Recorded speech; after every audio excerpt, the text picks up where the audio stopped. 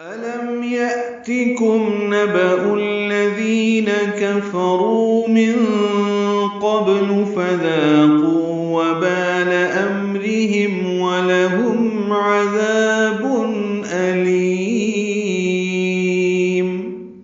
أَلَمْ يَأْتِكُمْ نَبَأُ الَّذِينَ مِن قَبْلِكُمْ قوم نوح وعاد و ثمود. یہ الفاظ سورۃ ابراہیم آیت نمبر 9 میں ہیں، اور یہاں پہ الم یأتکم نبأ الذین کفروا من قبل کے الفاظ ہیں.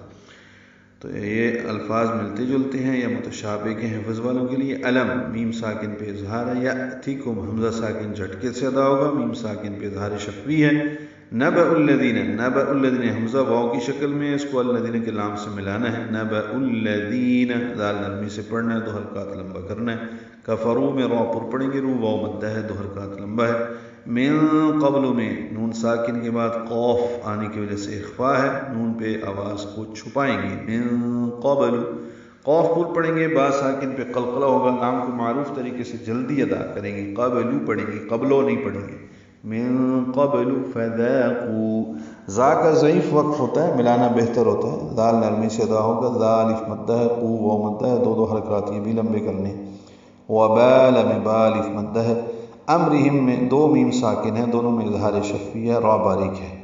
ہا اقصی حلق سے ادا ہوگا. ولہم میں بھی ہا ہے، واو ہونٹوں کی نا تمام گلائی سے ادا کریں گے، لام کو جلدی ادا کریں گے، میم ساکن پہ اظہار شفوی ہے. عذاب علیم لکھا ہوا ہے، عذاب ذال نرمی سے ادا ہوگا، الف مدہ ہے. تنوین کے بعد حمزہ آنے کی وجہ سے یہ الف کی شکل میں ہے علیم میں، تو اظہار حلقی ہوگا عذاب علیم. لام کو لمبا کریں گے اور میم ساکن پہ اظہار شفوی ہوگا، ہونٹ بند کر لیں گے، قلقلہ نہ ہو، یاد رہے. علیم یہ کہنا غلط ہے، عذاب علیم. آخر میں ہونٹ بند ہوں گے، لام لمبا ہوگا، مد عارض السکون ہوگا.